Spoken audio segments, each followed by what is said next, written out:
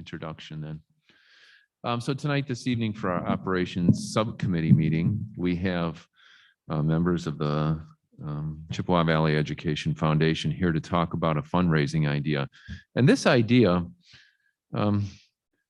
we weren't looking like for a vote or anything on this idea, just kind of your consensus stamp of approval, which you can then maybe explain to the full board. This one falls into a kind of an odd category.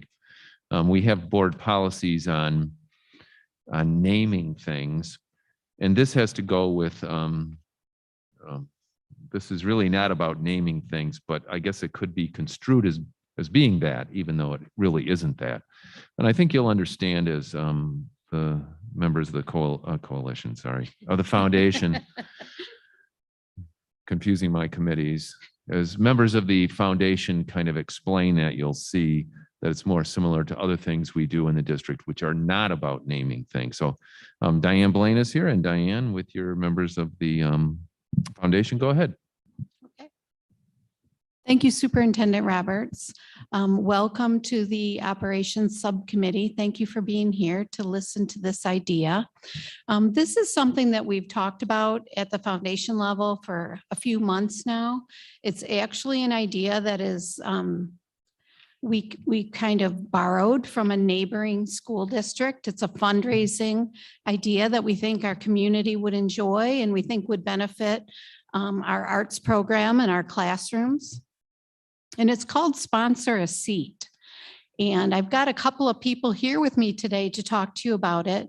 One of them is Kelly Gebbe. And some of you know Kelly. Kelly is a very valued employee with the Chippewa Valley Educational Foundation. She works part-time for the foundation, and she's just been doing a phenomenal job on fundraising and activities and different things with the foundation. The other person you're going to hear from tonight is Mary Lou Saputo. And Mary Lou is actually a trustee with the, she's actually a board member on the Chippewa Valley Educational Foundation, just like Beth Pyden is actually a board member on the Chippewa Valley Educational Foundation. And we value the work that both of them have put into it and the different things that they have helped to support over the years. So we want to thank them for that. So I'm going to first of all introduce Mary Lou Saputo, who is a foundation board member, and she's going to just kind of touch on the idea and briefly describe to you what the Sponsor a Seat fundraiser would do. Mary Lou? Thank you, Diane. And thank you again for the opportunity to present to you this evening. As you know, the Educational Foundation relies on private donations in order to fulfill its mission of enhancing and supporting educational opportunities and programs for district students. As such, the Educational Foundation is always looking for new, exciting fundraising ideas. The opportunity we have to present to you this evening is one that has been successful elsewhere, and we believe would be well received by prospective donors in our district. As Diane mentioned, the name of the fundraising opportunity is Sponsor a Seat. And the objective is to raise funds, as I mentioned, for the foundation to help support our programs. And the idea consists of sponsoring a seat in either the Dakota or Chippewa Valley Auditorium by purchasing a personalized engraved plate that would be attached to the armrest of a seat of the donor's choice. So as Diane mentioned, you know, we've done a pretty thorough amount of research of area school foundations and other programs that are conducted for fundraising within theaters and other schools. And we found that similar programs have been successfully gained participation by donors, with costs of participation varying anywhere from $200 to $500, depending on the venue. For example, the Rochester Community Schools Foundation calls their program the Best Seat in the House, And their fundraiser offers a sponsorship for $200 per seat sponsored.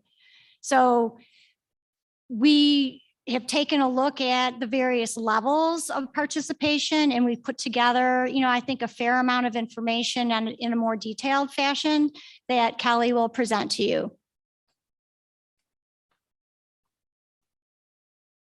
Hello, thanks for having us tonight. So as Mary Lou mentioned, we did look at a lot of different places that do this, whether it's a theater in Detroit versus a school, the range can be pretty big for how much it costs. But we were thinking for our community, a lifetime sponsorship of one seat around $200 would be a good cost. The nameplates are $16 each. We do get a discount if we have more than 30.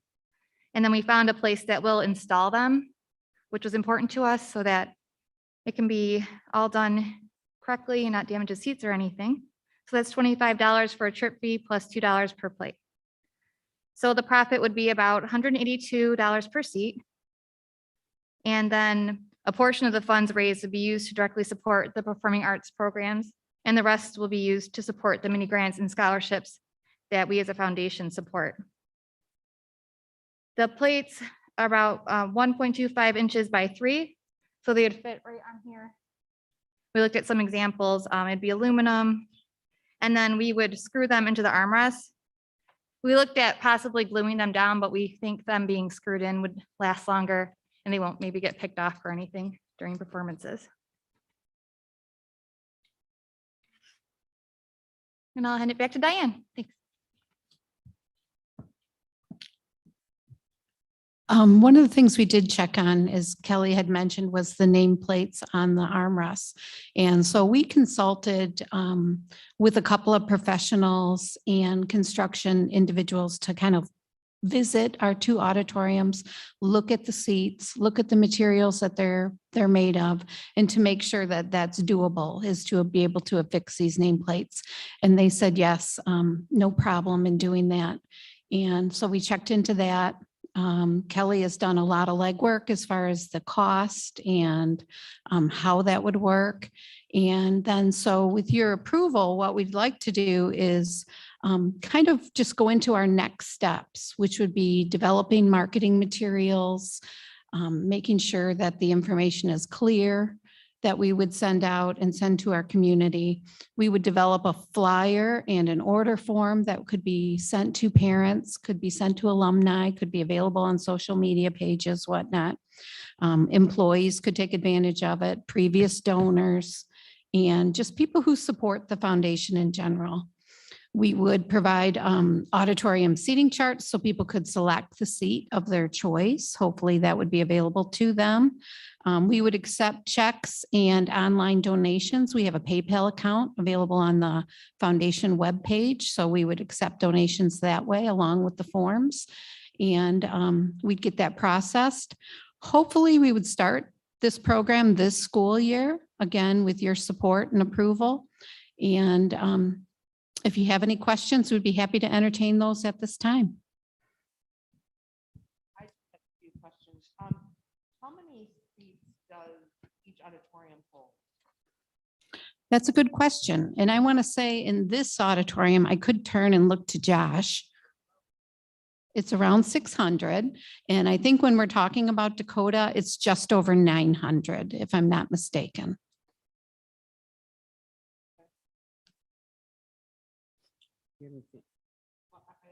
Go ahead. Oh, okay, so, so as part of this donation, does the person that donates, they get their name on the seat? Do they also get to come to a play and sit in their seat for part of their donation? Or are we gonna offer, like, for an additional donation cost, you get to come to one performance a year? I don't know if you've talked about that, but We've talked a little bit about some different things. We haven't talked specifically about that, but I like that idea. And maybe that's something that we could incorporate that would make it even that much more Right. enticing to the individual who's donating, for sure. That was what I was thinking. Yeah. Okay, that's all I have. Oh, you got to turn it on in the back. See, wait, do you have, what kind do you have? Do you have this kind, Robert? Okay, it's on the top of it. There's a little on off button. Okay, Sorry about that. that's all. The nameplates are going to be on top of the armrest. Yes. Will they be like flush or, I mean, if somebody has their hands on there, is there a chance of them getting cut or uncomfortable or anything like that? We've had some discussion and some back and forth with the company on the materials that are most durable. And they suggest an aluminum plate with laser engraving. And it would be slightly raised, such as like the seat numbers are now. I don't know if you're familiar with that, or the row number on the side. It is slightly raised because we would not alter the arm itself. We would be placing those on top So they've done this with before. 2 screws. Okay, they've done this before and they haven't had any problems. Yes, the company that we would work with, should we receive your support tonight, has done this before and has worked in other school districts to do it. Okay.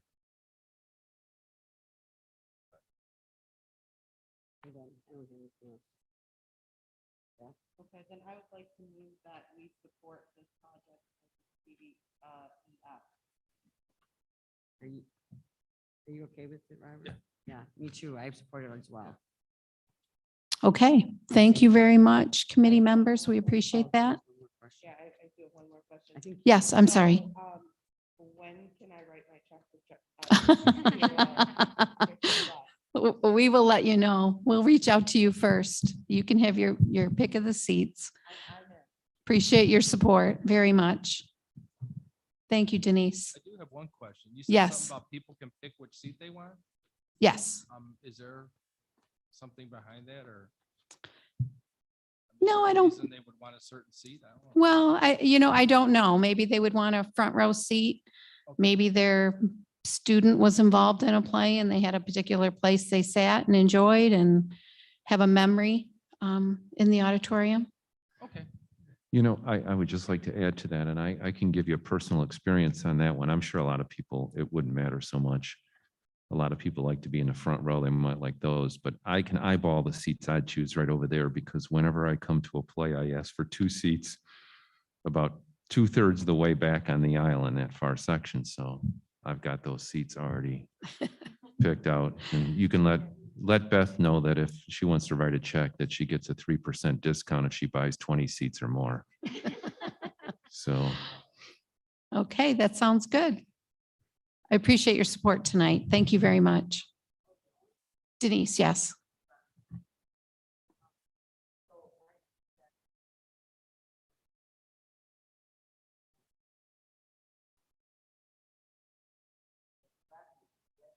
Correct.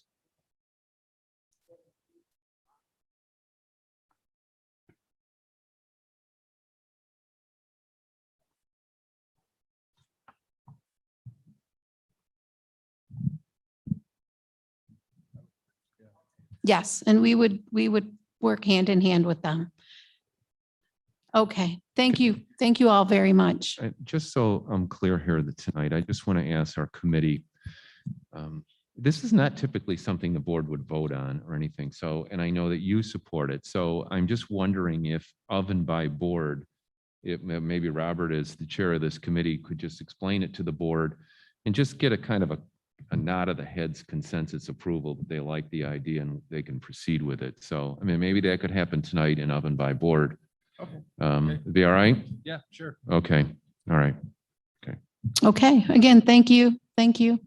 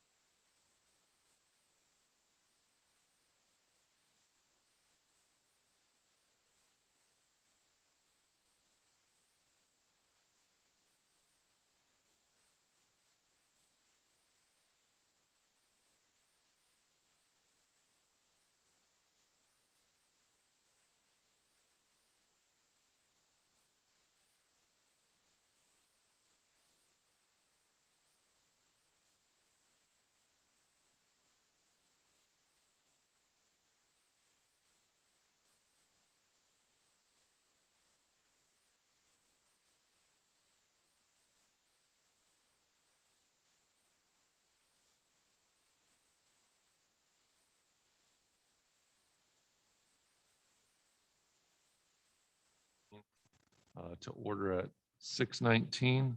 We just have one agenda item, which is a change order summary for the month of August. And Jeff Atkins from Bart Mallow is going to go through it with us.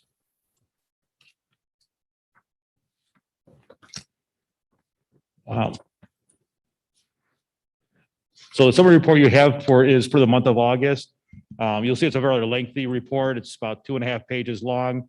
But just to put that in perspective, last month was the biggest month we have with the summer construction. We put about $4 million for the work in place last month. So by proportion, these will always wind up being our largest change order summary reports to reflect what we did last month on this. If you look at the report, I'll say the first 2/3 of the page is all deduct change orders that are cost between the contractors, things that one contractor might have done to repair work that another contractor damaged. So the net cost of the district on those first 2/3 of that page is a zero. There is one large one on there. The site work contractor did some extensive damage to the underground power to the bus heater blocks at the transportation lot. So this is the cost to repair that. They've already had their insurance company come out, notified it. This will wind up becoming an insurance claim on their insurance, nothing that would cost the district anything. But so those first several items just really wash themselves out. If you have any questions on those, I'll be happy to answer to it, but we're really just holding contractors responsible for the damage they did during the process of construction. It is construction, things do get broken, but they do get put back in place properly when they are damaged.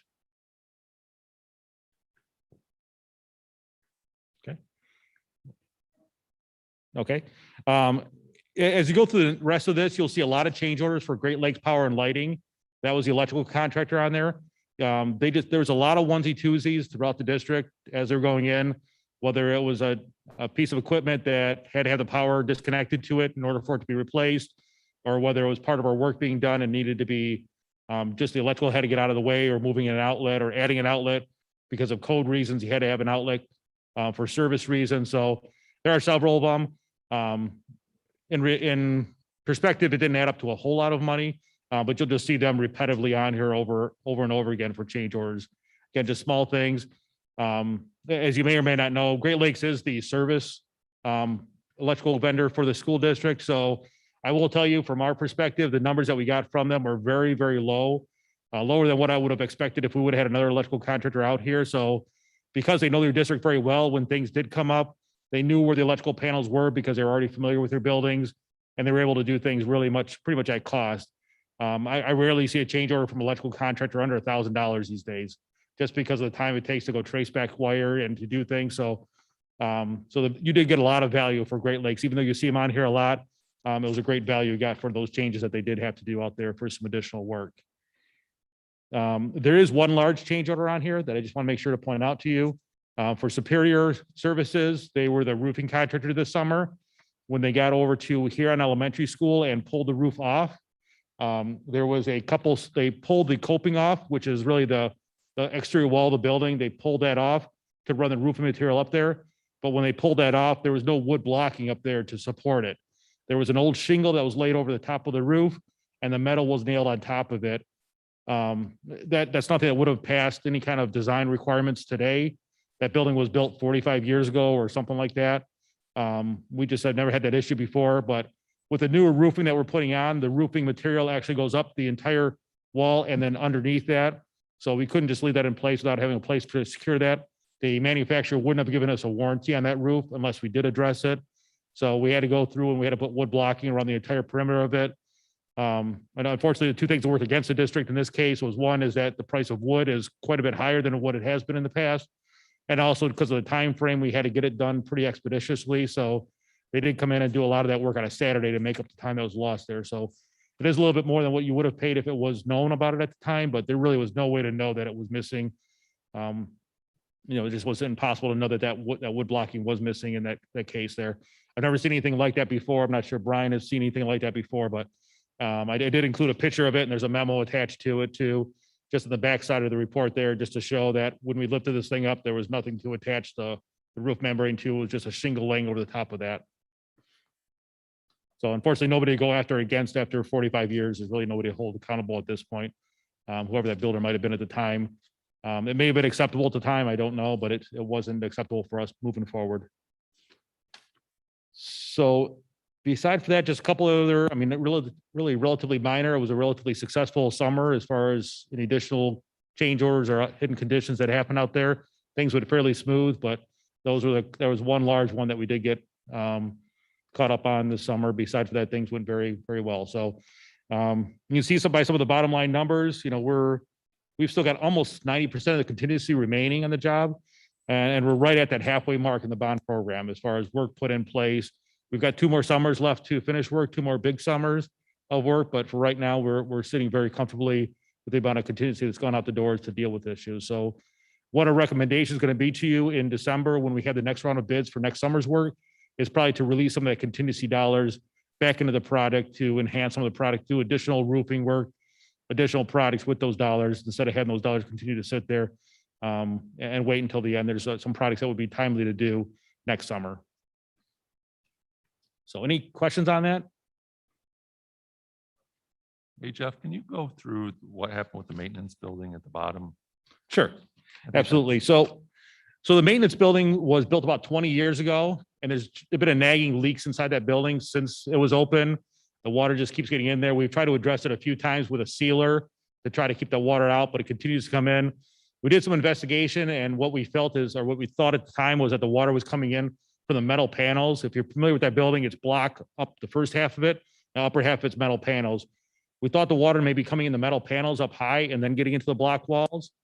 So what the original concept was to do was to take those metal panels, detach them from the bottom, swing them up, and try to do something underneath there. The concern was that it was a very awkward construction because that could have creased those metal panels and could have created more water hazards with that. So we spent more time with a couple contractors out there to investigate it, did some testing on it. And what we found out was there were several areas where the block walls could be rebuilt around the windows to prevent that water from getting in there, to create more of a long-term solution. So what we did is we told the metal contractor to cancel their contract. So the $30,000 credit you're seeing is their entire balance of that contract, to cancel that metal wall. Don't touch that. We don't think that's broken. Let's not try to fix it and make an issue worse. But what we did do is bring in the glazing contractor, the masonry contractor, to rebuild portions of the wall around the maintenance building to address the water leaks. And as you know, we've had a lot of rain this year, and so far it's held up. We feel we finally addressed those issues that have been out there for quite a while. We're holding off. We got to do some little interior repainting to kind of take care of the damage that was done on the inside of the building. But for the most part, their water leaks have stopped at that building. Something that's kind of been going on for a while. Because it's a maintenance building, it gets overlooked quite a bit because the guys in there just deal with it. They're not in there on a day-to-day basis all day long, but it definitely would start to deteriorate inside of the building and needed to be addressed.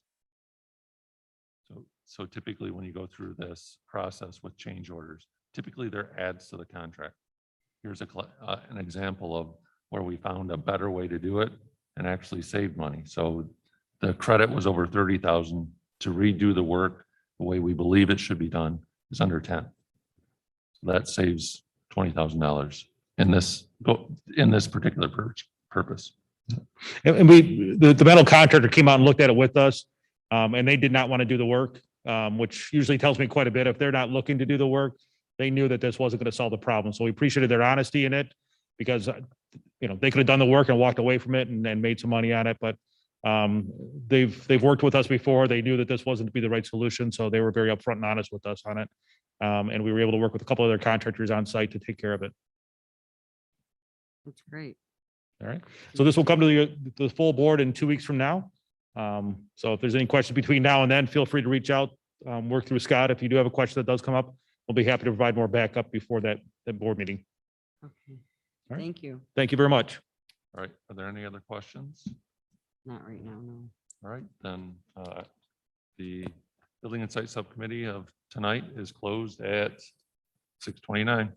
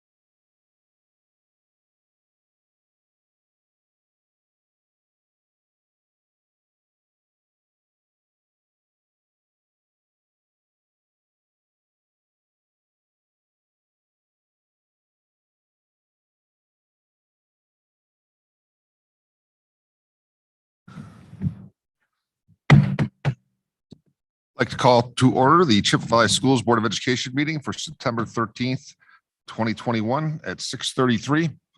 Please stand for the pledge.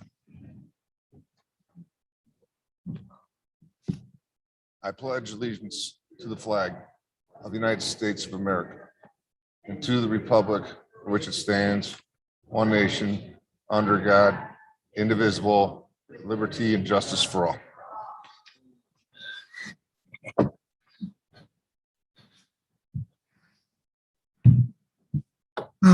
Okay, we welcome you to our board meeting this evening. And just like to mention to excuse Dr. Andriasco and Mr. Sobal from tonight's meeting. With that, we'll move to B, additions and deletions. There is none this evening. Item C, recognition presentations. Mr. Roberts. Yes, I want to just briefly talk a little bit about the opening of the school year. We have a little presentation, which our audience can see on that screen. And then board members have computers up here that you can watch that way. And normally we use this larger screen it's hard with this board table like this. So this way we're going to do it. So anyways, I just want to talk a little bit about the opening of this school year. I really felt this year that there was a lot of excitement for the opening of the school year. As I traveled around the district 2 weeks or 3 weeks prior to the first day, it seems that things were as I once remembered them. And very much different than the opening of school year last year, or at least those activities that start occurring before the opening of school, which is really a lot of athletics and band and things like that. And so there was a lot of excitement. And it was good to see that. Last year, we had all kinds of protocols in place that the football team had to practice in such a way that really limited proper preparation for football. And this year, it seemed much more normal. So on this first slide, we put together an opening of the year video that we sent out, and I'm not sure everyone has seen it on the board and everything. So, well, let's just start by showing that video. And this was put together by Joe Chapo in the Community Relations Department. And I applaud his creativity because he took some stuff I gave him, and I don't know how he made it look halfway decent with.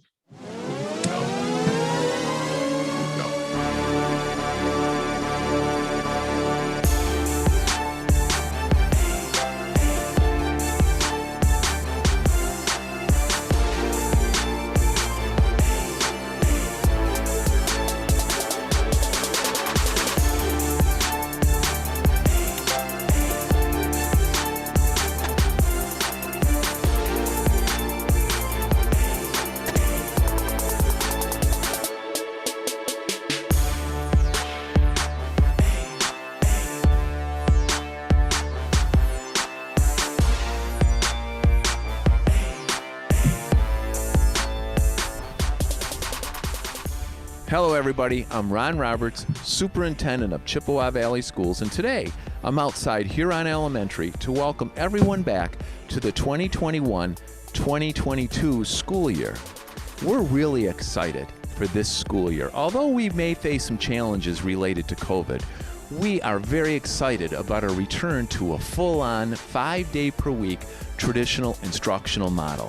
So starting next Tuesday, we're going to have all of our students in school 5 days a week, and we look so forward to that. We have been getting ready all week to welcome you and all of our students.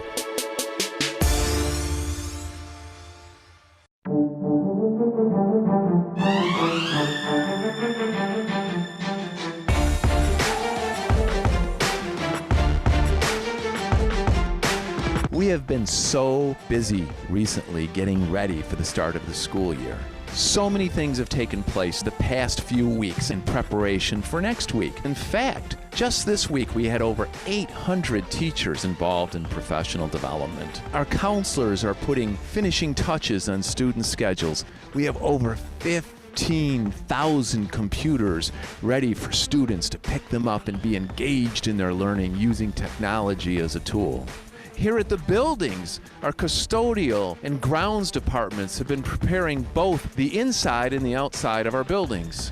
They're cleaning the curbs. We have a street sweeper going on out here.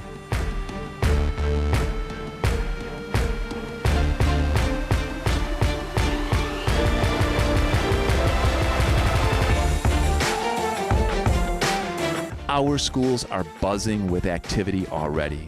Many things are going to happen even now, between now and the start of school. Our kids have been back participating in fall activities. Our fall athletic programs are in full swing. All fall sports have been out practicing and all students are competing. Football and cross country and everyone, our kids are engaged and ready for this year. Football teams have already played their first games. Our band programs and our choir programs are up to full speed already, engaged every day in practice. Our bands have been having camps and are practicing daily, and they look forward to their first halftime performances. The kids are at it every day and have been for the past 2 weeks. We want our parents and students to be ready for the start of school next week. And I just want to remind you that for start of the school year, we are strongly recommending that students and staff wear masks in our schools. So keep that in mind as you prepare for the opening. I urge you to take advantage of activities designed for both parents and students to start the new school year. For that reason, we have sneak peeks at all the elementary levels. In fact, I'm outside Huron. They have tables set up outside, a beautiful welcome sign for our students. Kids are going to get a chance to meet their teachers and look at their classrooms. This school year is going to be a great one. We look forward to the return of all students next Tuesday, September 7th. Have a great Labor Day weekend.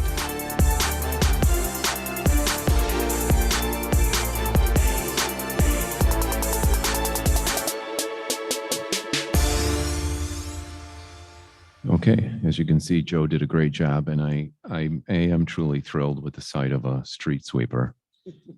I like the curbs to be clean. Well, I don't like the gravel that collects there. If we go to the next slide here, these are the next couple slides just show some of the opening day scenes that we had, and to me, it was wonderful to see these things. I think the kids are happy to be there. I know students that I talked to as they entered school were really happy to be back in school.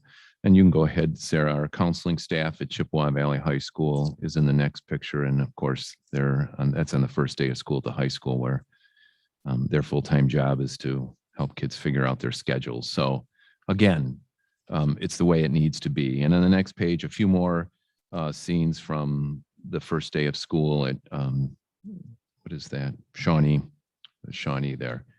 And then I had the opportunity on the next slide to go to a swim meet, Chippewa versus Dakota. And they were doing, this was Cancer Week. And they were fundraising both our high schools were fundraising for cancer research. And so they were doing that here at Swim, and I got to meet Landon Morrison, who is a student at Mohawk Elementary, who right now is not in school as he receives cancer treatment. He was kind of like the celebrity at this event, and I think there's nothing quite like girls' sports. They not only compete hard and train hard, they cheer hard, and they cheer hard for each other. And it really is kind of how I think sports should be. So I just have it's a 40-second video. The pool's always incredibly loud in there, and I love the way they cheer for each other. A lot of camaraderie. So just a short video. I had posted this on Twitter.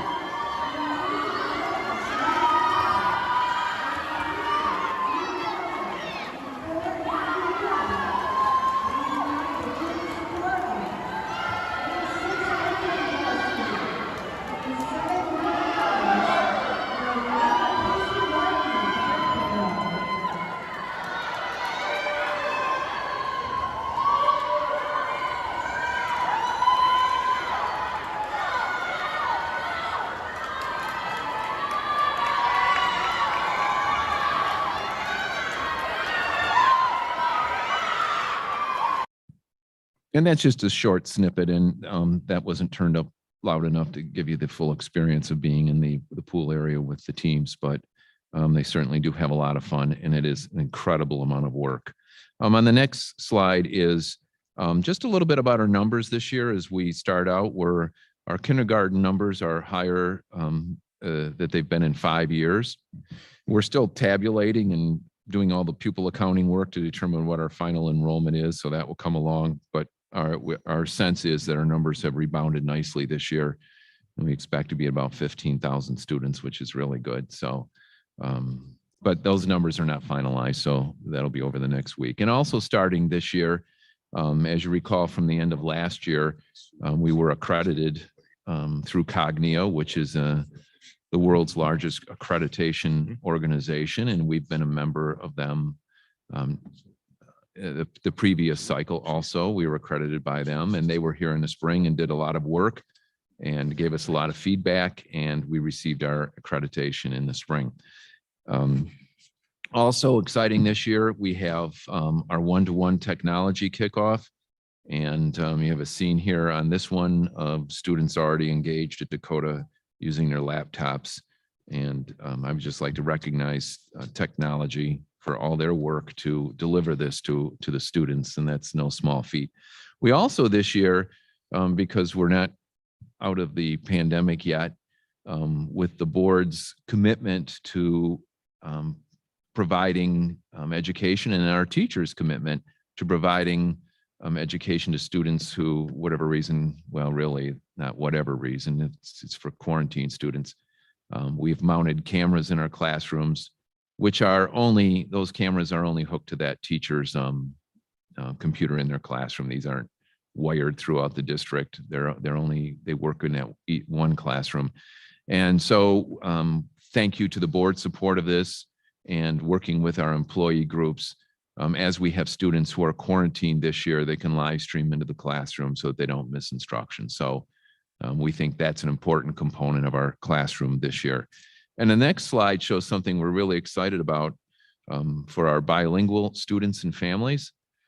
We are using this was attained through our grants department, an app called Talking Points. And this allows teachers and families to communicate with each other. So a teacher can type something in English and needed to send it to a family that might speak a language other than English, and it will translate it before it arrives. So then the same thing works in reverse.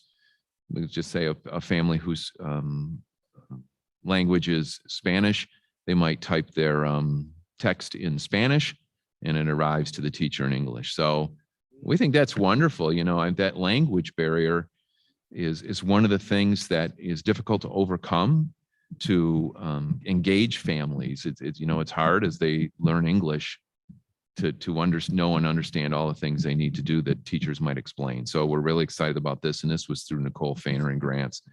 And then also in this year, and it was talked about a little bit in Building and Site, this year, in 2021, $13 million worth of construction work was done in the district. It was really focused in a lot of buildings in the southern part of the district, and it will to move to another location for next year. You can see the schools listed here on the left. You can see stats for how much flooring, paving, and roofing was done. So a lot of work was done, and it was all completed during the summer break in spite of a very rainy summer. Also, through Human Resources this summer, as you know, not only for Chippewa Valley schools and for all districts in the state of Michigan, but for all employers, the job market is extremely difficult. And we are similar to others in that we have openings, and our Human Resources Department has really taken some extra steps to try to bring employees to us so that we can be fully staffed, and we're not there yet, but we continue to work on it. But there was job fair was held, and you kind of thought, oh my gosh, you wonder how many people will come.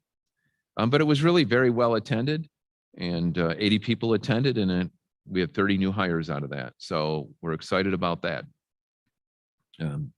And we'll continue to work on that. So in conclusion, we really think, in spite of some challenges that we know we'll face this year, being that we're still in a pandemic, we do think it's going to be a great school year, and it has been really nice to see our students back in our classrooms full-time 5 days a week. So with that, that was the start of our school year, and thank you for listening. Thank you, Mr. Roberts. Okay, moving on to D, general consent agenda. Can I have a motion for the general consent agenda, please? Moved by Mr. Mikozak, supported by Ms. Guino. Okay.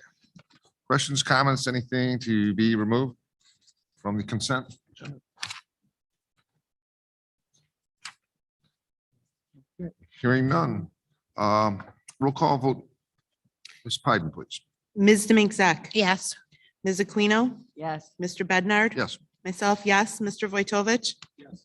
Eyes all, motion carries. excellent. And tonight we do have one retirement resolution. And unfortunately, our retirees were unable to be with us this evening. Whereas Jerry Reynolds, Edith Artman, and Sharon Sell have served the Chippewa Valley School District faithfully and diligently for a period of 3 years as a bus driver, 11 years in the parapro unit, and 20 years in food services respectively. Whereas Jerry Reynolds, Edith Artman, and Sharon Sell, through their leadership, have had a positive impact on the staff, students, and the community. Whereas Jerry Reynolds, Edith Artman, and Sharon Sell, conscientious, loyal, hardworking employees, have elected to retire. And whereas Jerry Reynolds, Edith Artman, and Sharon Sell will be missed by all their school colleagues. Now therefore be it resolved that the Board of Education of the Chippewa Valley School District, not only on their behalf, but also that of the Superintendent of Schools and the administration, extend their thanks and appreciation for a job well done, as well as best wishes for the future. Be it further resolved that this resolution, having been adopted by the Board of Education of the Chippewa Valley School District on the 13th day of September 2021, be made a permanent part of the records of this school district, and a copy sent to Jerry Reynolds, Edith Artman, and Sharon Sell as an expression of our appreciation. We certainly wish them the best as they move forward. Absolutely. Thank you, Ms. Pyden. Okay, we'll move on to item E. Old business. Do we have any old business this evening? Moving on to F, new business. Mr. Roberts? There is none. None this evening. It's kind of an odd night. We have no new business tonight. Okay, therefore, we'll move on to item G from the community. Number of slips up here. Community members that want to address the board this evening, just a couple of things before we start as is customary. Always just kind of run through the board guidelines for community comment prior to starting. So regarding public comment at the board meetings, each statement made by a participant shall be limited to 5 minutes duration. Again, we gave you the 1 minute warning. Participants shall direct all comments to the board and not to staff or other participants. All statements shall be directed to the presiding officer. No person may address or question board members individually. Complaints against identifiable school personnel may not be expressed in an open meeting. Such complaints should first be submitted in writing to the board and aired in open or closed session according to the wish of the persons involved. The presiding officer may interrupt, warn, or terminate a participant's statement when the statement is too lengthy, personally directed, abusive, obscene, or irrelevant. Request any individual to leave the meeting when the person does not observe reasonable decorum. Request the assistance of law enforcement officers and the removal of disorderly persons when that person's conduct interferes with the orderly progress of the meeting. Call for a recess or an adjournment to another time when the lack of public decorum so interferes with the orderly conduct of the meeting as to warrant such action. Waive these rules with the approval of the board when necessary for protection of privacy or the administration of the board's business. So, all right. Those are the rules. Okay, so I have a number of them. I'm just going to take them in order they're given to me. First up, I have, I believe, is it Jenny Cochran? Jenny Cochran?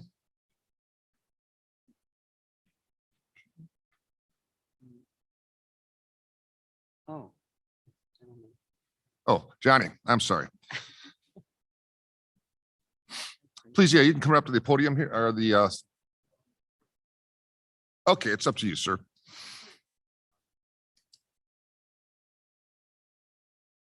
You've been a rep, no. Yeah, we're not We can't hear hearing you.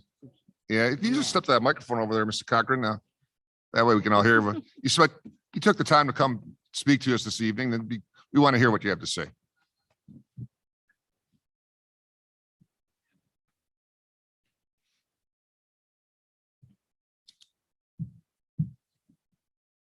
Thank you. Thank you, Superintendent Roberts, I believe it is, and the principal and board members. My name is Henry Cochran.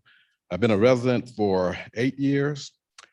I don't have any children or grandchildren going to school or anything like that, but I am a taxpayer. And within the ever since I've been here, I've walked the track to get my exercise as a senior citizen. And I know that I talked to the principal, I think last year, and I was aware that they're going to do the renovation of the track and all that stuff. But I was waiting on it to be opened back up so that I can walk the track. That's all. You're just wondering, he's wondering when it's going to be reopened? First, yeah. Is that? That's correct. I think I was up here Friday and the gang was going on. I wasn't walking or anything, but it was open and I came back Saturday thinking it was open or would be open. Of course, it's padlock and all that. Well, So Yeah, let me address that. And I don't have an answer this evening, but we know that this is an issue. So we're not quite sure how to handle this because, there's some different schools of thought on track use. So let me, we'll be talking about this and someone will reach out to you. thank you, sir. All right. All right. So just is your number on the slip that you turned in? My Your phone address, number, your my- phone number. I don't know if I wrote my phone number down. It's not. It's You not. wanna put it, All right. Well, we can leave it Wanna with get this- Diane in the Okay, back sure. and just so that we can reach you. Thank you, sir. Sure. All right. thank you, Mr. Cochran, for your Yes, sir. comments this evening. Okay, next up, we have Sandra Herndon.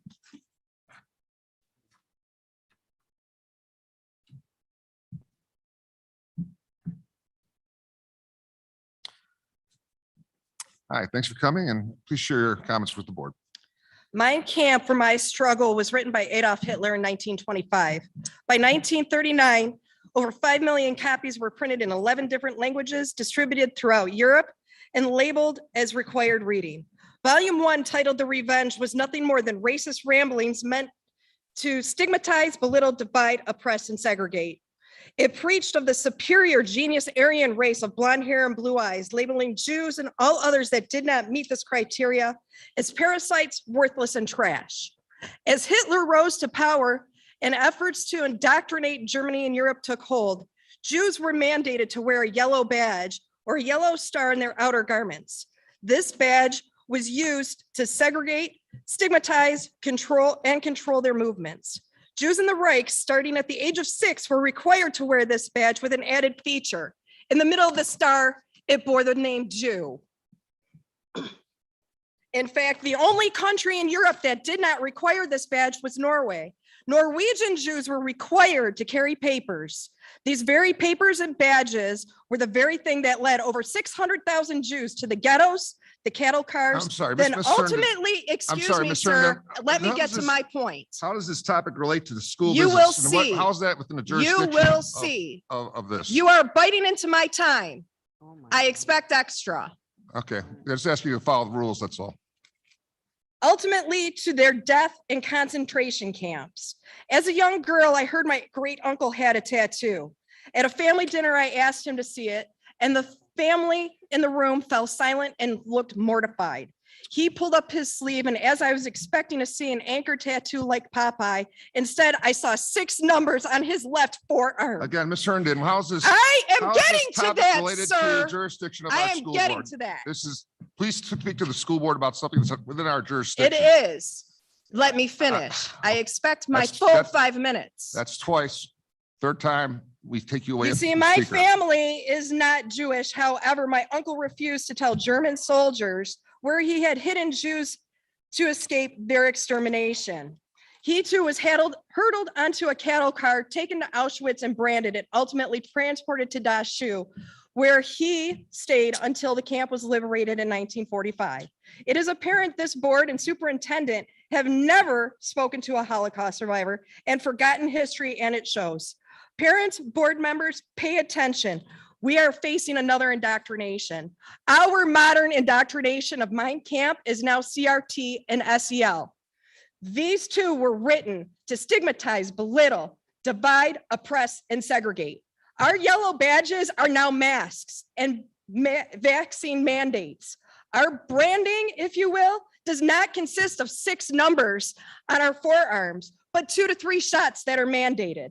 Our papers to walk freely are the vaccine cards. I'm sure next will be cattle cards for those that do not comply.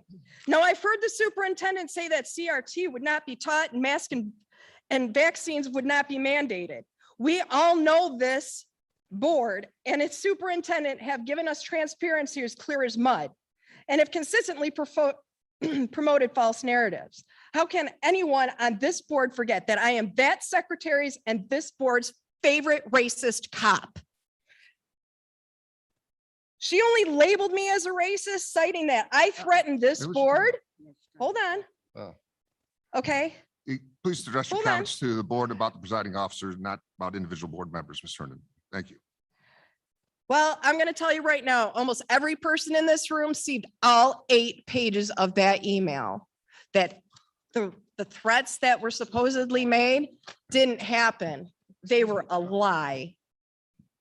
Miss, are you, do your children? But we attend- aren't here to address I just want. anybody's lack of ethics or good moral character. We're here to talk about this. The town hall meeting that particular board member is having on Thursday. She's addressing CRT and COVID mandates to people that have no vested interest in our schools. I would like to know how does this happen? How can you approve her to speak to this? All right, 1 minute. What please. are you hiding from us 1 minute. parents? Give me 1 minute. What is the ulterior motive? Apparently, you're not telling us something if she has to have a meeting, a secret meeting that can't be publicized. I can say this board is done bullying me. It's done bullying every other parent. She is done trying to shame and humiliate me and be put on notice. And I will provide you with Michigan criminal law with regards to slander, harassment, and using a computer to commit a crime. I am the mama bear. I am angry, but I am also the relentless defender and the sheepdog that will defend my flock. Okay.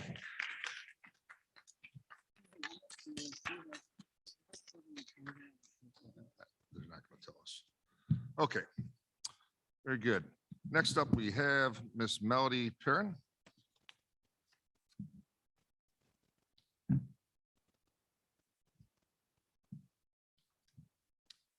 Hello, as you said, I'm Melody Perrin, and was here at the last 2 board meetings to speak, and I was here on the topic of CRT as well.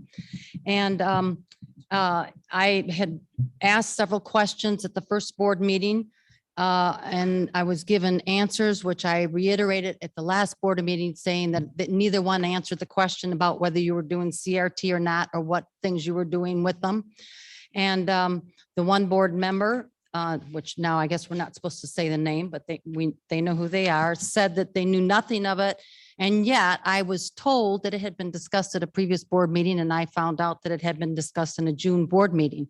And that person had been present at that board meeting. But they did say that they were willing and interested to find out information regarding CRT, since they lack that information or knowledge of it. So with that, I have brought an article so that you can learn about CRT. And it is an article from Hillsdale College, a very recognized college. And a person who wrote the article is a graduate from Georgetown University, a highly recognized university as well.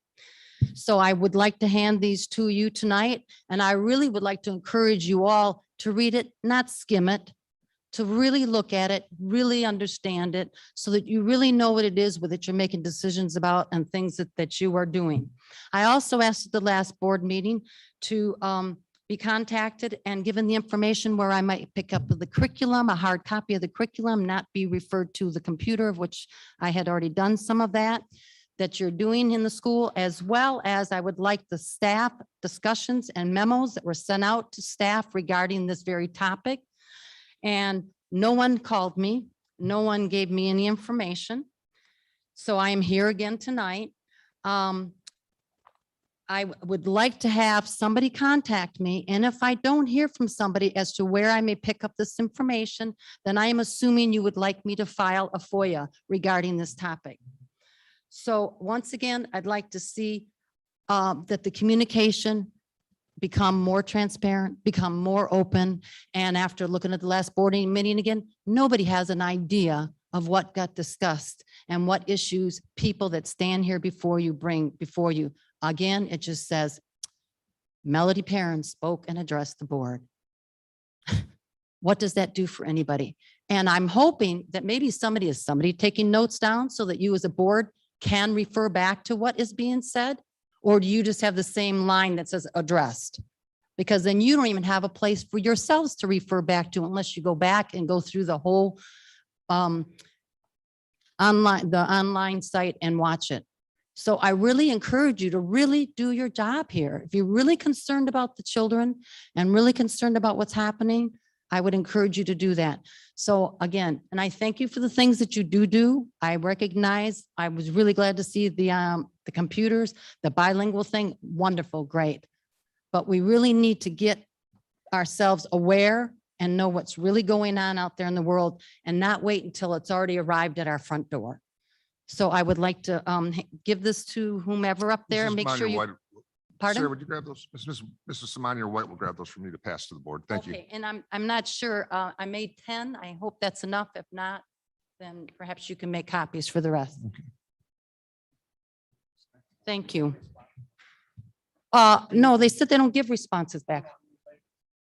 Oh, well, it would be really nice, yes, if you guys would respond to the article or at least indicate, not just I read it, but some kind of response after reading it as to what your thoughts are on it. And so that people can have a sense of where you're at and where our board is and what's going on. Thank you. Thank you. Okay, next up, we have Melody Perrin. That was. I'm sorry. Thank you. Lisa, is it Stella?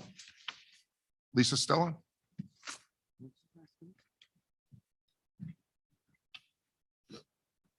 Stella? So I'm afraid I'm not very loquacious, but I'm going to do my best. I've lived in Macomb County my entire life, and my little boy just started kindergarten this year. And at a time that I should be very excited and happy, I am filled with dread and regret every time he walks out that door because I can't be there to protect him and watch over him. And that's what I need you all to do, is to protect my child. Mr. Roberts, I see in your video that you kept emphasizing that you're glad we're back to in-person and that you are recommending that masks be worn. And I can tell you, regardless of the recommendation, that's not what's happening. And in my son's class, probably only about a third of the students are masked. Friday, he came home and told me that some of the children were breathing on each other, were purposely blowing in each other's faces, opening their mouths and breathing on each other. And he woke up this morning with a low-grade fever. And I can't tell you what that did to my mama heart, the fear that I had.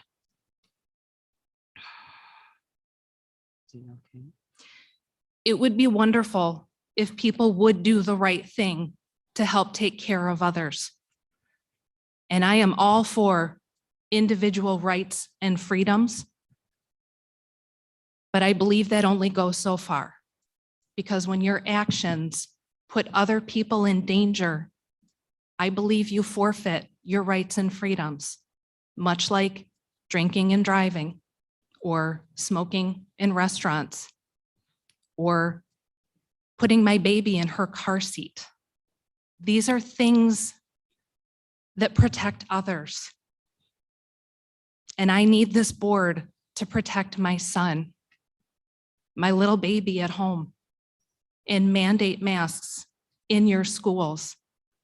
At the very least, at least until these children qualify for vaccination.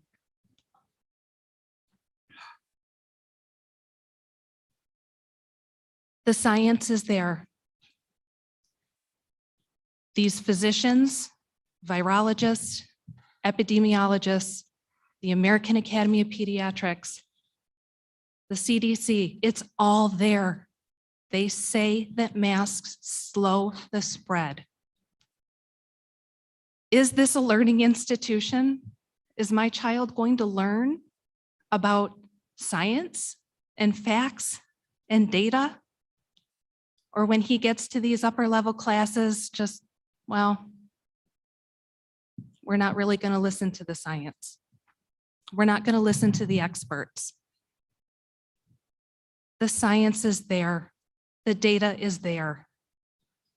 I need you all to protect my family. I've done that for the past 18 months, and sending my little 5-year-old out that front door to be put in your hands was a really big leap of faith. And so far, you're failing at that. I understand this board's priority is to keep kids in-person learning as much as possible. And I agree with that. But what is one of the best ways to do that?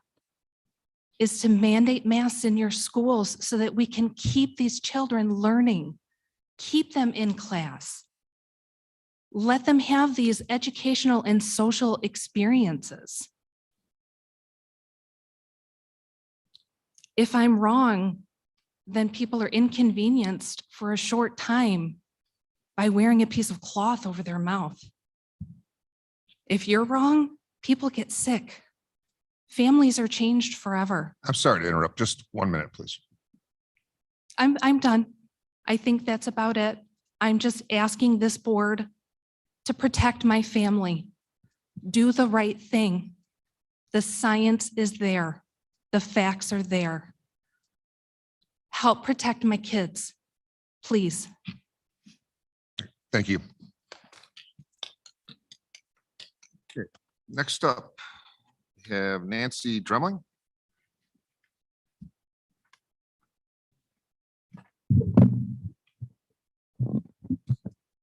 Hello, Ms. Dremling. Thank you for coming. Please share your comments with the board. Excuse me. I couldn't hear what you said. I said, thank you for coming, Oh. and please share your comments with our board. Okay. Good evening, Board of Education members, and thank you for allowing me to speak. And also like to thank you for serving on the board. My name's Nancy Demling. I've resided in Clinton Township since 2000 and am a lifelong resident of Macomb County.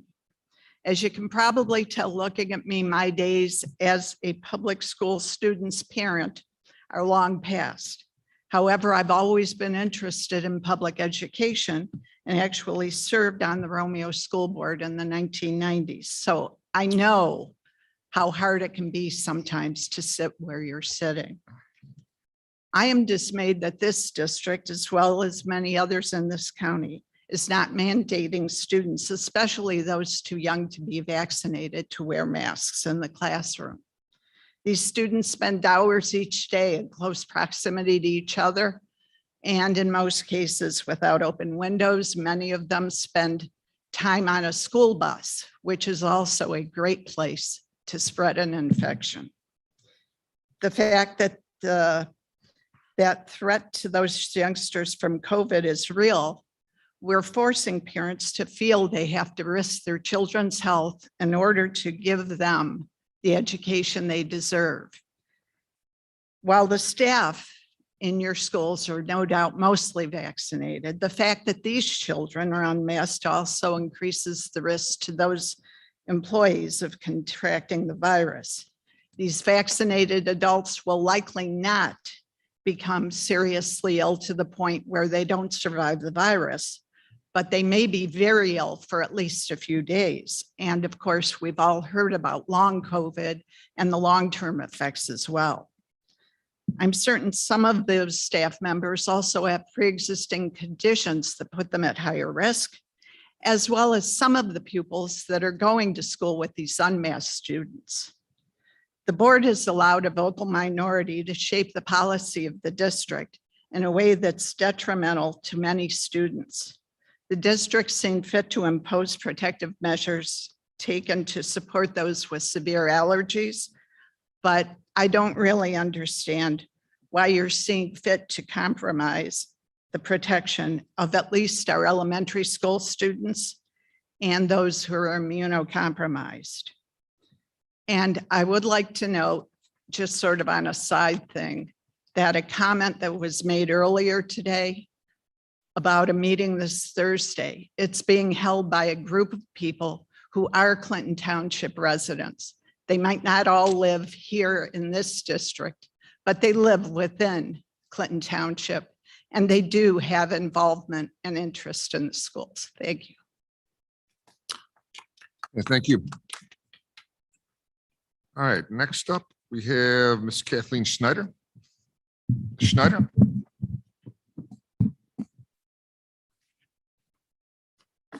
Hi, Ms. Schneider. Thank you for coming this evening. Please share your comments with the board. Thank you. Hello, my name is Kathleen Schneider, and I'm a parent of 3 students in elementary school here in Chippewa Valley. Like all parents, I'm trying to do what's best for my children and what is now our 3rd school year dealing with COVID-19. And all parents, I want my children and all children to be safe and healthy. I know the best way we can keep our kids safe is for all students and staff to wear masks at school. The Mayo Clinic reported numerous studies have been done on children wearing masks. These studies have unequivocally shown that there are no negative health effects on children. The science is clear, the CDC guidance is clear, and as parents, we must be clear. Masks must be required in the school buildings. I'm grateful that our children are able to attend in-person school this year. It's good for their learning, their social health, and their mental health. But our number one job as parents is to keep our kids safe. We have to be realistic that we are still in the middle of a pandemic and that COVID-19 is still spreading. It's now affecting more children than it has at any other point in the pandemic. That's why, in order to keep our kids safe, our school staff and teachers safe, and all of their families safe, and to try and keep our schools open, we must have universal masking at school. The more that all of us can act together to stop the spread of COVID-19, the more we can achieve that goal, and the sooner we can get back to normal. I hope that our school leaders will follow the guidance of doctors and medical experts to require masks in schools for everyone. I understand masks are optional and my children are wearing their masks, but it makes it difficult when their friends are not wearing masks, not to mention more dangerous. We have lost very close friends to COVID-19 and many others have almost not made it. My neighbors are high risk and it's not fair to put them at risk just because a few ignorant people scream about unmasking our children. It's our job and your job to keep the community safe, even if they don't understand or recognize it. How many people need to die before this is mandated? I cannot even imagine what would happen if my children caught this virus because the district is placating ignorant people. Can you live with a child or children's death on your hands? Because it very well may happen if we don't mandate masks in our schools. Oakland County, Washtenaw County, and even Wayne County have all mandated masks in schools. It's irresponsible not to mandate masks. Do you want our district to be known as being, excuse me, do you want our district to be known for being the idiots that cause so many preventable deaths? It could happen. Obviously, I'm passionate about this. I would hate to pull my kids from a wonderful school and wonderful district because their safety is not being put first. I trust you will make the right decision. No one wanted to go virtual, but it was necessary at the time. These are hard decisions and not everyone will agree, but people's lives are more important than making a few people happy by not mandating masks. Thank you. Thank you. Okay. Next up, we have Mr. Dave St. Laurent. Dave St. Laurent.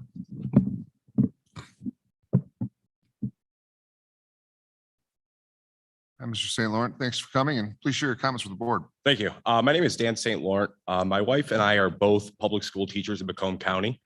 In fact, I got my career started here in Chip Valley. I student taught at Dakota and I coached football there as well. My wife and I picked our home based on Chippewa Valley schools and specifically Shawnee Elementary School.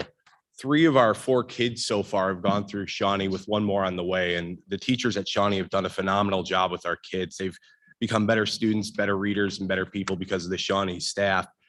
3 of our kids so far have gone through the SAC program at Shawnee, and our little guy's not there yet, but he'll be there pretty soon. And we've loved that because it's a familiar setting for our kids and they're be able to be there with our friends. As teachers and parents, my wife and I both view SAC as a legitimate and expected school service. Unfortunately, SAC was last offered at Shawnee Elementary on March 13th, 2020. As of now, Shawnee has not offered SAC for the last 550 days. Chippewa Valley Schools has had roughly 1.5 years to address this. Last year, we were told 2 days before the school year started that SAC would not be offered, leaving many parents scrambling.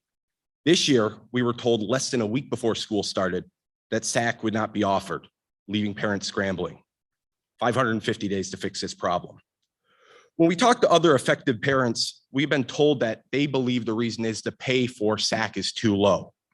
Between COVID funding, between the millage that was passed last year, schools have money. Chippewa Valley has the money. This is about what the district views as a priority and how they allocate their funds. On the rare occasions that we've received a response from the district, from either our phone calls or emails, we typically get the same message. No one's applying. No one's applying. Chip Valley Schools, just like many other school districts throughout the state, have a highly paid administrative team with people whose job it is to recruit and find employees. It's time to get creative beyond a website or beyond social media postings. I wonder what the position of Chippewa Valley Schools would be if their teachers could not have before school care for their kids. I doubt that Chippewa Valley would be okay with teachers missing first or second hour because care is not provided for them. Unfortunately, as a byproduct, Chippewa Valley is making parents to make that decision. Do I go to work or do I get my kids to school? Do I get my schedule significantly shifted? As the video showed in the beginning, it identified what priorities of the district are. Chippewa Valley would never cancel sports or consolidate sports at schools. I believe Chippewa Valley would actively recruit and hire a respected, highly qualified and accomplished coach and pay top dollar. I think the same should be done for the youngest kids in the district as well.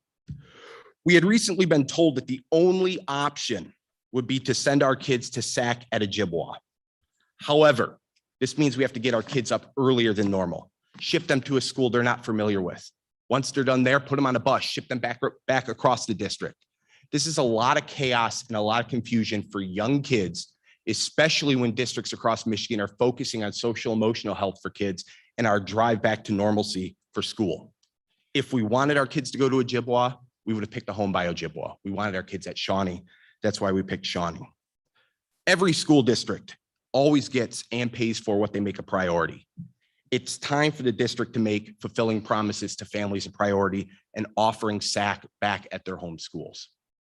Now, what I'm going to say next might be a different opinion from some other people that spoke, but as a public school teacher, I can tell you that we as teachers teach best and many of our students learn best when we're actually able to communicate clearly with our students. As a parent, I appreciate the option. As a teacher in another district, I appreciate the option. As long as Chippewa Valley has the ability to leave it optional, I would hope that you would leave masking optional for staff and students. Thank you. Okay, thank you. And lastly, I have Ms. Jessica St. Laurent.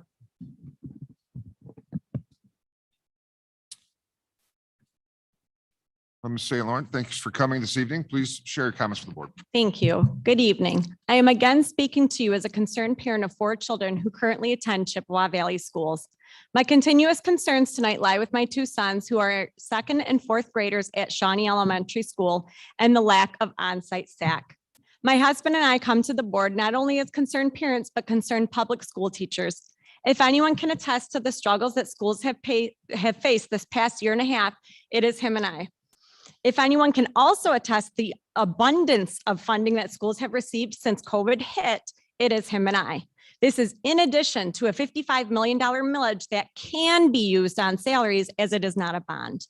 Our frustrations lie with the lack of school-age childcare that is again not being provided by Shawnee Elementary. It is unacceptable that childcare is not being offered on site at your largest elementary school in the district. Yet there are 2 SAC directors listed at Sequoia. How can some of these schools be allowed 2 directors and Shawnee not even have 1? My husband and I chose Shawnee Elementary, as he stated. We did not choose Ojibwa. I'm sure they have wonderful staff there, but we did not choose Ojibwa. If we wanted to school our choice, our children to Ojibwa, we would, but we did not. We chose Shawnee. Now my 4th grader risks not being part of service squad as a result of being bused from Ojibwa back to Shawnee, as he cannot perform his morning duties because he will be on a bus coming from Ojibwa. My daughter, who went through Shawnee and went through SAC, was able to perform her morning duties for service squad because she attended SAC at Shawnee. The district would never consider consolidating Dakota High School football or basketball teams along with Chippewa Valley High School. So how is it acceptable to consolidate hundreds of children who are eligible for SAC as young as 4 years old to an unfamiliar location? How is this allowable? To add further frustration, Shawnee could not even have SAC solution in place for families on the first day of school, which was September 7th. You again let families know 1 week before school that you would not have to have childcare and they would be scrambling again. Your SAC job posting indicates that one of several educational requirements must be met. You have hundreds of employees from within that you could be incentivizing, possibly at the school's expense, not at the parents. Are you planning on appropriately compensating your current SAC directors who are now taking on double the responsibility? If you aren't offering anything more than potential Visa gift cards, then perhaps you should put the money towards retaining SAC directors and childcare for employees that you do have. Your website touts resources should be maximized to provide an equitable experience for all students. How is this current plan equitable for Shawnee families? The family resources portion of your website encourages parents to tell their children, you will be in school as soon as it is safe to do so. It is safe to do so now at Shawnee. Your website goes on to say that all community members should feel welcome, engaged, and valued. Yet not one of you on the Board of Education engaged with the email that I sent back on August 25th. You were one of the 27 people that I contacted, additionally leaving 11 voicemails. What happened to people feeling welcomed, engaged, and valued? I will close with this. If you were down a grade level teacher, you would combine sections within the building where there is a shortage, or the district would hire someone to teach these children within the building. If you still could not find someone to hire, you would increase the starting salary and exhaust all avenues, but we feel as though you have not. If you were short a school teacher, you would not farm students out to Ojibwa to be taught the way that you are farming out Shawnee families. Thank you.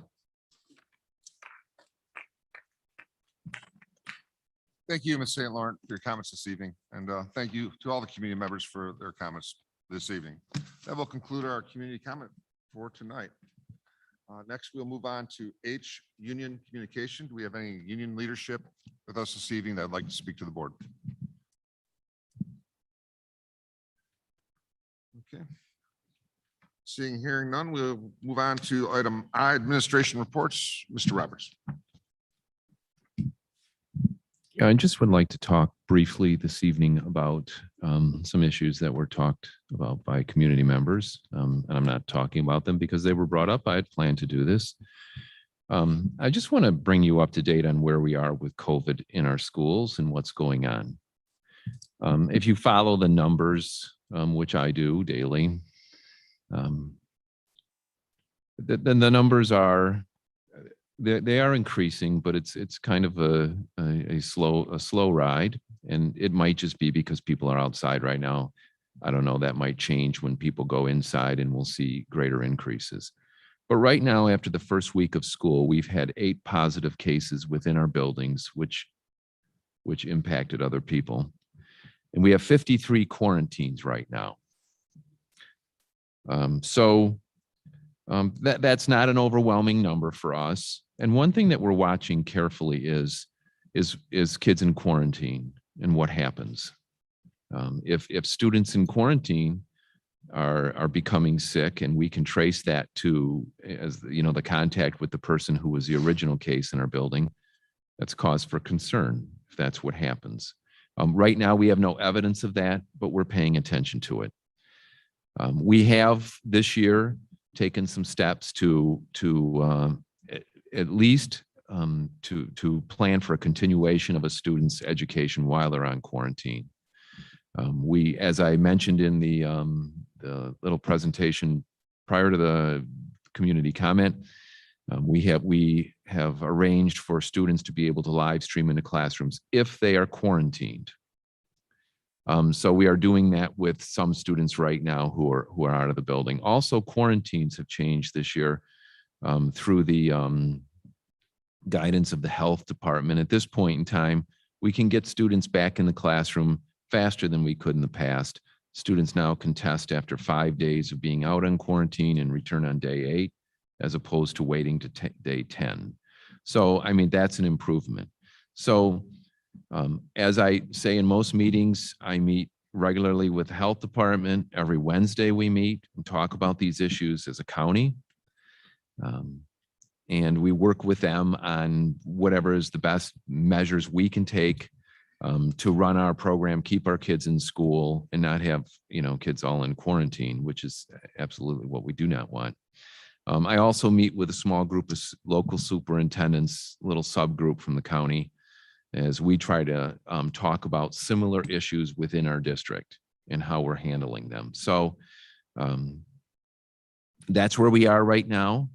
And I will continue to update you, and I will be the first person to tell you if we think things are going in a direction that's not sustainable.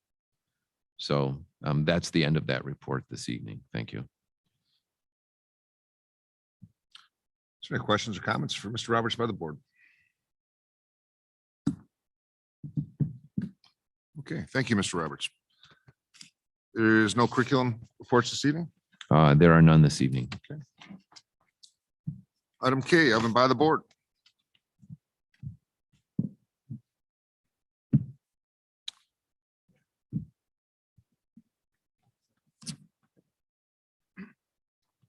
Just wanted at the operations meeting here. Operations, right? Yeah. Yeah, Prior to, Robert, this meeting. Robert, is your mic on? I don't know if your mic is on. Your mic. Says it is. Yeah, maybe just pull it closer. Yeah. Bob. No, not. Yeah, microphone. Yeah, How's that? you got it. Okay. No, I still can't hear him. Still can't? About to bring right up on you, Rob. Hello. No. Testing 1, 2, 3. There That's we go. good. Hear it now. That's good. At the operations meeting, they brought up what we're doing is we're making an option for people to purchase a seat at Dakota and Chippewa Valley. It's a fundraiser for the Chippewa Valley Education Foundation. It's going to go to their children and also the foundation to help the children, help the schools, things like that. If you want information, you can purchase a seat. They put a little plaque on the seat for you. I believe you purchase all this together in that. You can get discounts for more than a certain amount and things like that. If you want more information on that, you could probably contact the district somehow, administration. Yep. Or if it's on our website, something like that. But just to let you know that they're making an option. It's a fundraiser for the Chippewa Valley Educational Foundation to purchase and sponsor a seat at the Dakota and Chippewa Valley High School auditoriums. So just let everybody know about that. Mhm. What's the cost? Is there a level of sponsorship or? The cost, Do they have- I mean, there are some costs here. It's varying basically from $200 to $1,500, depending on the venue. I'm not exactly sure what that part means. I just like the idea that you can sponsor a seat and whatever you are interested in, you can find out more information. They could probably give you a price and things like that. Pretty much the cost that they have listed here. So I'm not sure what other parts it comes on. It's a lifetime sponsorship of one seat is $200. The nameplate costs $16. A batch of 30 or more orders, you get a reduced cost of $10 each. Installation is $25 trip fee plus $2 per plate. Yeah, there's other things here, but like I said, if you're interested, you can contact administration. They can give you more information. But just to let you know, you can sponsor a seat and support a good cause. Okay. Can I just add something to that, Robert? Sure.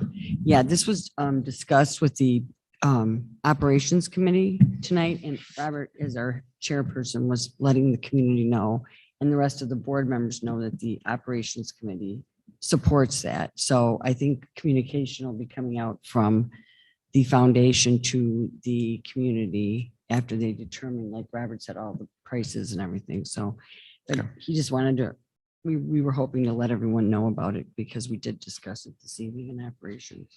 Okay, thanks, Robert. Great. Thank you. Very good. And worked well. Other comments by the board? Yeah, I'm fine. Is it my turn? Mr. Minzik? Okay. So I've been thinking because I know a lot of the questions that people have from the audience, it's the same question every week and I don't know the answers to them either. And I was thinking about what would be the best way to answer some of these questions. And I know when we did a town hall back before, I don't even know what year is this, 21? When was it before we started school last year? And we had community members submit questions and it was live, but I'm not going with the thought that this would need to be live. But if there was a way that we could do like a monthly ask the superintendent kind of thing where people could submit their questions and then Ron or his designee could answer them, either video. I mean, that would probably be the best way, would be on video. So he could either answer them or interview somebody who does have the answer or get their input, something like that. So, and I know the point has been if somebody has a question and then a member from administration contacts them and answers the question, other people don't know the answer to the question, and many people could have the same question. I honestly do not know much about CRT. I don't know where to get accurate information from. So, I mean, there are a lot of community members I hear all the time. They're speaking and they're like, oh, and I'm against CRT. And I don't know if they understand it fully. I can admit I don't understand it fully. And I think that's something that there is a portion of our community that is looking for. I don't think it has to be all CRT. I'm just saying that's a very hot topic right now. I know some of the issues could be some of the parking lots, especially now. Parking lots are rough. I don't know if they're getting any better from the first week of school, but that might be some questions that are coming up. Just a way for community members to ask some questions that we know other community members are asking the same questions. And I think it would be better if we got out. I feel like our curriculum and our staff is not something that we want to appear to be hiding. I don't think we are hiding it, but it could come across as if we were trying to. I think it's something that we need to be proud of and share with our community. So it was just a thought. I don't know. I mean, I'm just thinking out loud of ways that we could get that information out to our community members. And then my other question was about the SAC. Adam, can you give us an update as to where we are? If there can be a multi-director position for that building? Is it just the director position? Is it the childcare workers? What is the big holdup at Shawnee? Well, it starts with not having a director. We do have a new director that we hired right prior to the start of the school year for another building. We are working with Lara to see if he can meet the qualifications for a multi-site license. That would still require a site supervisor, and there is some credentialing with that. I shared with Superintendent Roberts, and it's on the posting on the website, the credentialing to be a SAC director. It's not an easy thing to get. We have addressed that pay schedule multiple times. We do give experience credit, so we don't start people at step zero. If at the beginning of the pay schedule, if they have experience, we give them those things. The posting looks like it's new, but we continue to refresh that posting. That posting goes out on multiple job boards. We also have 2 job hunters, and they've been since right at the beginning of the summer looking for an applicant to take that over. So it is a challenge to find a SAC director right now. We do have some leads. We are working on this past week. I've been in contact with 2 people like Sequoia. They are co-directors. They're not full-time. So Sequoia lists directors. They're co-directors because they're not both full-time. They don't have 2 full-time directors. They have 2 people splitting a full-time job. So we're actually working with 2 individuals to see their interest in working as the SAC director at Shawnee and sharing that responsibility. We are short aides. We do have a hiring bonus if someone would like to be an aide. Again, the hours are they're not during the school day, they're before and after school. So it's a challenge to find those positions. We do have, again, we've adjusted the pay schedule for that, and that was pre-pandemic. And we've done a tiered approach to that. So it does adjust again in January. So it actually, everyone gets another raise in January in that program. That's just the way we have it structured. So we are short aides across the district, but part of the struggle with that too is it depends on, there's some staffing ratios. For every 18 kids, you have to have 1 aide. And on some days, you know that you're going to have 36 kids. So you have 2 aides there. And maybe only 18 kids show up because it's kind of come as you want. And one of those people have to leave. One of those aides leaves for the day and they don't get paid. So it's some inconsistency there. So we're trying to address that as well and trying to find a way to make that more stable, more appealing. But just like most workforces, we are short applicants. And Superintendent Roberts mentioned, I'm not trying to bring up another topic now, but Superintendent Roberts mentioned the job fair. We did have 80 people show up, which was awesome. That was great. We weren't sure how many would show up. We offered positions to 30 individuals. 5 of them have gone through the process and said, as of today, I no longer want to move forward. So it seems like, again, we're making some ground and then we, hit some bumps. But specifically for SAC, we're looking for aides. We're looking for a SAC director at Shawnee. We've got a solid lead on the director, but we need aides. We've offered a hiring bonus. We still have things going out on those job posting boards, and we still have again, job recruiters and hunters looking for aides as well, SAC aides as well. Do they have to be 18? Yes. Okay. I mean, again, there's more requirements than that, but yes, minimally yes on the aides. One of our pools was especially for the aides, college students just graduating high school, interested in education. That seemed to be a good poll. And again, that market seems to be, it's a little bit dried up as well. Okay. I want to make a comment about all this related to hiring. The lack of positions being filled in our school district is not because of a lack of effort on our part. Our school district is part of a larger economy. And what occurs or is occurring with us is happening across our county, across our country. So it's difficult to think that we could separate ourselves and somehow solve our labor shortage because of us doing something creative and novel. And as an example, I drive by a McDonald's every day. And for years, people have argued about minimum wage and it should be a livable wage. And our government has, gone back and forth on this, and the federal minimum wage is still pretty low. McDonald's is averaging or advertising $16 an hour. And that sign is still there.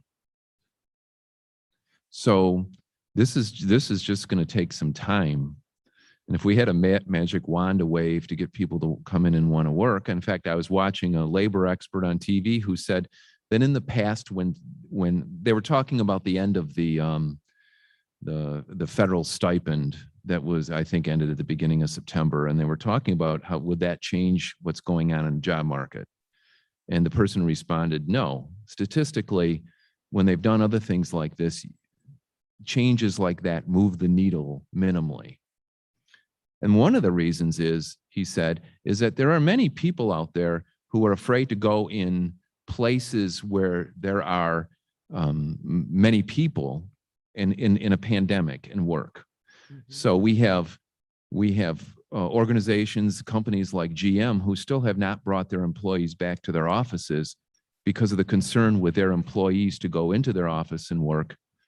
And we're trying to find people to come in places to work with many people. You might be better off at McDonald's where you work with fewer than in a SAC program where you're working with 40 kids in the morning or something like that. So we will continue to do what we can. And I know that HR has posted jobs in some new ways, and they're looking at some new strategies. But Adam, what's LARA stand for again? Because you use that acronym. Licensing and Regulatory Affairs, who we work with the state government. The standards to be a child care director are not low. So you just can't go out to someone who loves children and has good organizational skills and works well with people and say, boy, you're perfect to work to run one of our daycares. It's not that simple. They have to have certain experiences in their life, which could be some college classes, or there are other ways you can meet their requirements, but they're not easy jobs to fill. The economy was so different a few years ago, and we will continue to do everything we can to fill every single position in our school district, and that's what we are doing. And it will, just like the rest of our economy, will take time. And I understand, we all understand, some of the difficult places parents have been put in. And since the beginning of the pandemic, I have said, if there's one group of people who probably deserve the most, it's the mothers who have look at the statistics on how many have left the workforce, stay home and take care of their kids. So we understand the important role we play in providing services to our families so that they can work. And that's extremely frustrating for us. So we'll continue to work on this. But it's just, unfortunately, it's going to take some patience. And I know that's hard right now. And I don't fault people for being impatient. There's a lot of things we're all impatient about. But we'll continue to try. I fully support our HR department and everything they've tried and the way they try to find employees and attract them and get them in here. But these are just some difficult times when it comes to filling positions. So we have them across our district. School districts in the state of Michigan have ended school busing for kids, at least temporarily, because they don't have drivers. Now, we're short drivers, which causes problems for us, but we haven't had to go to that extent. So, these are just problems that school districts and organizations and companies and industries are facing across our entire economy. And we will continue to work to provide these services to our kids and families to the best of our ability. So thank you for listening to that. Okay, I kind of like Jill's idea about communication. I'm not saying it has to be what she suggested, but I do think it's good to, and I think Ron does a really good job at communicating via Twitter, and they do a lot of cable stuff. But I do think maybe some question and answer is not a bad idea, not in person, but maybe through video or something. It's worth at least looking at. The other thing is, I know that we have a problem, we have a challenge over at Little Turtle with not having a teacher for kids, because I have a grandson who's affected. I have two grandsons that are affected by this, actually, both of them. One's at Shawnee, one's at Little Turtle. So I really understand how parents feel, because I have grandchildren. And I talk to my daughter-in-law, and it is very, like, I'm trying to do extra duty. I get it. I really do. But I mean, in my opinion, at this point, I don't know if money is a factor. I guess my question to you, Adam, is the people, 5 of the people that we've offered jobs to, and they've decided they don't want to move forward. What's the reasons that they're giving for not moving forward? And I agree with what Ron has said. It is not just here, it's everywhere.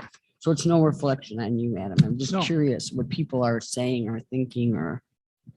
That's one thing that I can say. We try to be pretty reflective in how we're marketing and trying to recruit and retain employees. So the question isn't necessarily cut and dry. So sometimes it's just a matter of the people that have applied. They think that they might meet the requirements. They just don't meet the requirements. Part of it is, again, we're looking for a candidate to fill a preschool teacher, and so is a preschool center that might be closer to their house, might meet their needs, might offer a little different package than we can. I don't necessarily financial package, but they might have something else that is more beneficial to them. I can say with teachers, it has been a really interesting last really 2 years for us here in the district, and I haven't experienced it like this, and especially this summer where we have teachers. We typically don't have teachers leave our district unless they're retiring. For long-term people pretty much stay here. And we've had a lot of teachers this summer go to other places. And then we've had other teachers that we've taken from other places. So we've had a couple districts just down the road, and it just seems like we're, just trading teachers, it seems like, in both reputable places. And the teachers are wonderful. But it's maybe a little closer to their house. And in most cases, that's what it has been. They've been closer to their house. So when it comes to teaching positions, that's some of the issue. Drivers, there's a shortage of bus drivers nationally, like Ron had said. And, that's custodial. We have always struggled here to fill our custodial vacancies. I had told Scott Sutherland who oversees that department, we were close. We had 3 vacancies to start the school year, and we had a retirement and a resignation. So now we're down to 5 vacancies. So here I thought we were closing the gap, and that's just kind of what happened. But it's again, it's part of the market, and it's really the preschool one and the SAC director came down to the qualifications. It just people they don't have the qualifications. I don't think they think in the terms of I need to have that a number of hours to have that experience or the degree that is required. Yeah, and the people that are, I guess my question was the people that are choosing not to move forward, is it they're because maybe like you said, it's closer or somebody's offering a better not a better package, but a package that suits them in a better manner? Sometimes just being 10 more minutes closer to home is Yeah. enough incentive if the financials are there. Well, it's certainly an employee market right now. I mean, that's because there's a shortage. But it is upsetting. And would we be allowed legally to, like, what if there were a group of moms or dads or whatever that didn't work, that were willing to do after school, watching kids at Shawnee for no pay? I mean, this is a volunteer thing and the kids could get free after school. Would we be allowed to do that?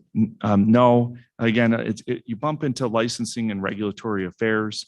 I mean, not only do the individuals that are overseeing those children, they're still under our care. We are still responsible for those, right. And the environment has to be certified. So not only do we have to have certain degrees, the environment has to be, meet certain standards as well. And it's regularly checked as well on that. But, as far as volunteers, not to solve this level of an issue. Okay. Just thought I'd ask. Thank you.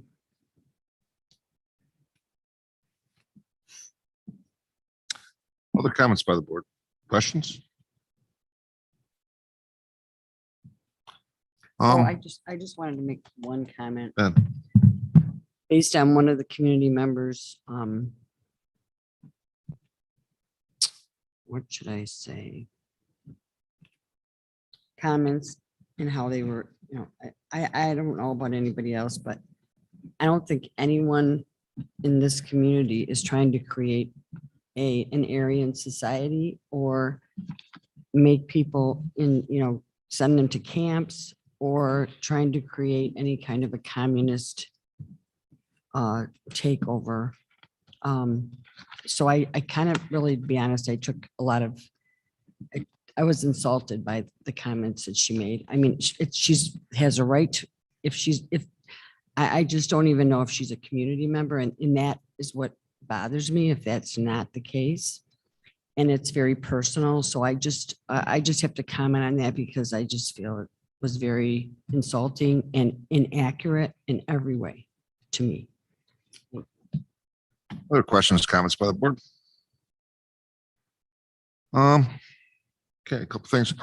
I want to thank Mr. Wojtovich for volunteering to be our legislative liaison with the Macomb County School Board Association.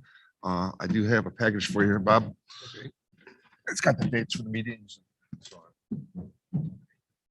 Thank you for that on behalf of the board, volunteering your time. Okay, what else? Yeah, I also agree with Mr. Mink-Zach. If there's some kind of format, Mr. Roberts, we could come up with, maybe it's questions sent. You have a superintendent spotlight you had on the cable channel, right, Rob? At one time? Yes.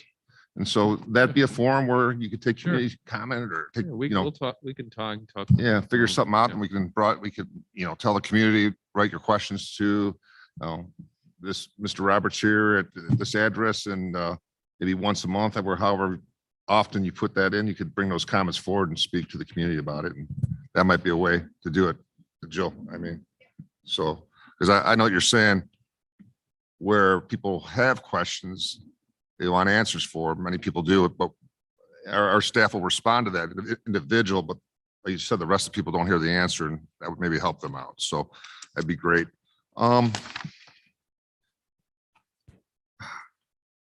Another thing I wanted to do is thank the staff, thank the teachers for a long week, I'm sure, last week, that first week, getting things started. As you say, it starts off a little slow, get everybody in their routine again. So very, very few hiccups, so to speak, that we heard of from our level. So I want to thank all the employees out there and staff for making that work. That was a lot of work on your part. And it's much appreciated by our community and the board.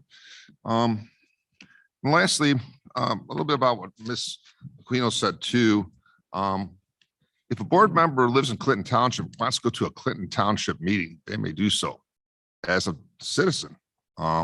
If they're going on to that meeting as on behalf of the Board of Education for Chippewa Valley Schools, now that's a problem. But we're all individuals too. We are community members ourselves and we live here. And if there's a meeting somebody wants to attend as a community member living in this community, there's no problem with that. So I just want to broadcast that we are citizens in this community too, outside of being board members. So we are allowed to, as long as we're going on as a citizen, not as a Board of Education representative. If the board puts Miss whoever it is, Queen up to go to a meeting, then that's different. That's something, a district action on behalf of their duties as a board member. But if they're an individual who wants to go to a meeting, whatever, what coin club or whatever it was, then they're free to do that. So there's no issue there. There's no complaint to be made. So I want to close with that. Okay, that'll do it for this segment of and by the board. Next, we are going to move into executive session. Can we have a roll call vote? Ms. Pyden, please. I need a motion actually first. I'll move. Move by Mr. Mink-Zach. I'll second. Second by Ms. Pyden. Roll call vote, please, for Ms. executive session. Mink-Zach. Myself, yes. Ms. Aquino, Yes. Mr. Bednar. Yes. And Mr. Wojtovich. Yes. Ayes all, and we are going into executive session at 7:56 PM. Great, thank you.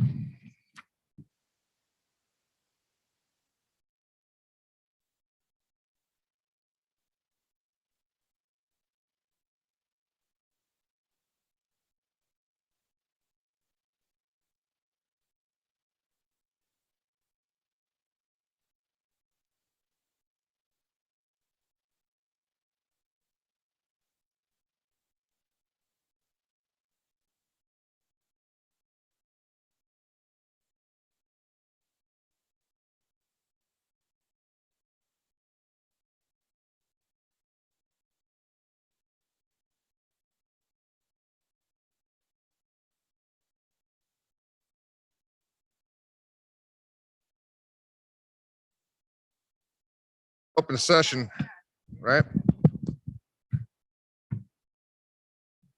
Okay, mine's on. Everybody? Okay, man. Okay, we are back in open session at 10:35. Need a motion to adjourn the meeting. I'll move. Moved by Mr. Exec, supported by Mr. Vojtovich. Oh, sorry. I didn't hear that. All those in favor signify by saying aye. Aye. Aye. Opposed? Oh, Why, None. All right, we will adjourn this meeting at 10:36. why are we still doing it? It's up to you guys. Bob wanted us to do them, so I was doing that, as Do what? courtesy. Oh, I'm Roll call sorry. votes. Oh. This one, I don't care. Just what? We can do what we did. Go back. Um, Typically, only do roll calls on Executive executive sessions. You got to do them. I mean, it all depends on I guess what we're voting on, but Yeah. yeah, for this adjournment, I don't care. Yeah, just if you, It's late. if you want it, just request, just say Frank Okay, or Mr. Bednar, we get a roll call vote or whatever. Yeah, okay, yeah, just let us know. Because if I don't hear from you, we're just gonna go. okay. All those in favor. Okay, we're done. All right, adios.